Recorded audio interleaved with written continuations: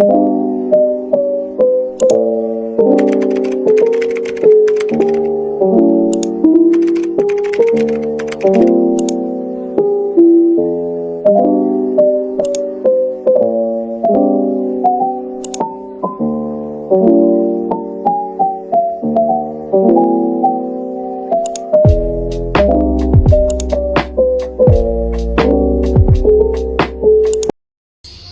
teman-teman, perkenalkan saya Miftoro Masudi dengan NIM 20040150122, Prodi Teknologi Pendidikan, Fakultas Ilmu Pendidikan, Universitas Negeri Makassar.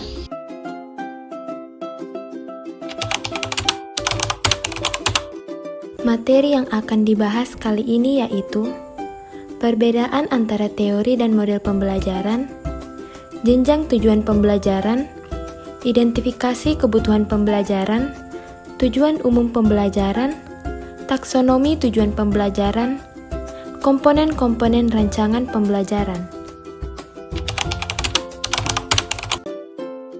Teori di dalam pembelajaran merupakan suatu konseptualisasi maupun penjelasan logis mengenai ilmu pengetahuan ataupun ilmu pendidikan yang terjadi pada kehidupan manusia.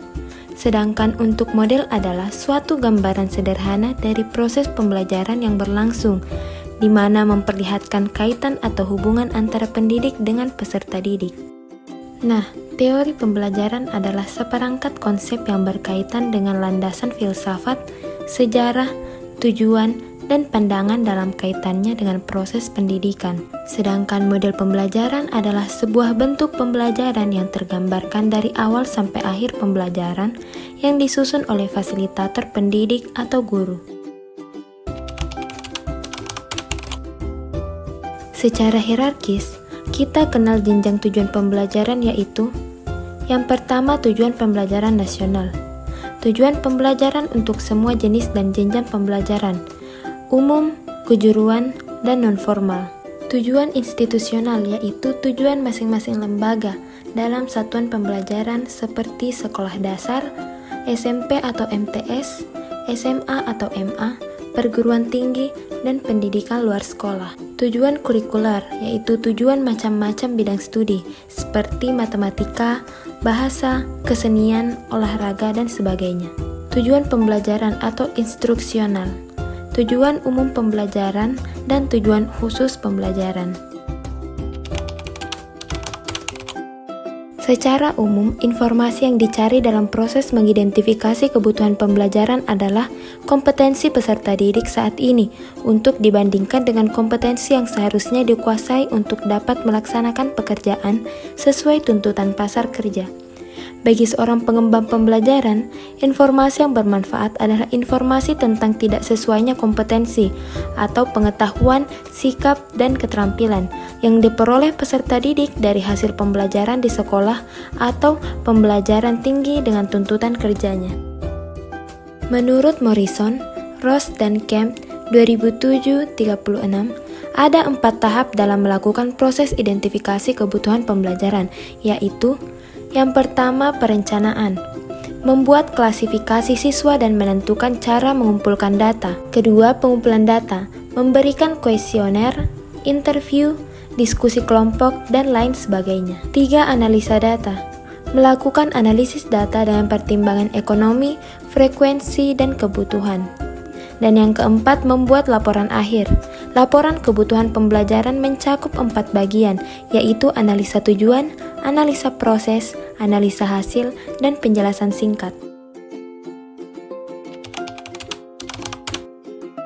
Menurut SK Menteri Pembelajaran dan Kebudayaan Nomor 8/U/1975, tujuan umum pembelajaran diartikan sebagai tujuan yang pencapaiannya dibebankan kepada program pembelajaran suatu mata pelajaran. Menurut Briggs 1978, tujuan umum pembelajaran adalah sebagai pernyataan umum mengenai tujuan akhir dari program pengajaran. Menurut Dirk and Carey 1978, tujuan umum pembelajaran adalah suatu pernyataan yang menjelaskan mengenai apakah kemampuan yang harus dimiliki oleh peserta didik setelah mereka selesai mengikuti suatu program pembelajaran.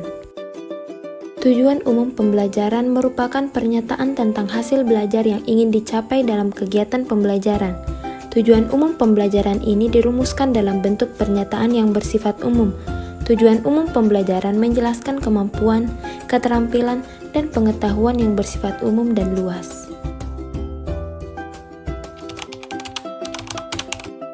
Taksonomi tujuan pembelajaran, yaitu yang pertama kognitif, yaitu pengetahuan, pemahaman, penerapan, analisis, sintesis, dan evaluasi.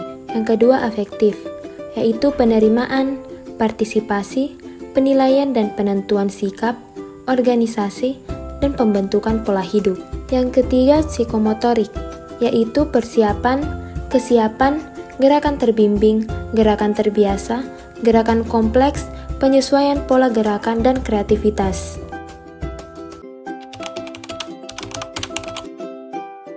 Model Dick and Carey ada 8 komponen, yaitu mengidentifikasi tujuan pembelajaran, melakukan analisis instruksional, analisis siswa dan konteks, merumuskan tujuan pembelajaran khusus, mengembangkan instrumen penelitian, mengembangkan strategi pembelajaran, merancang dan mengembangkan evaluasi formatif, dan melakukan revisi terhadap program pembelajaran.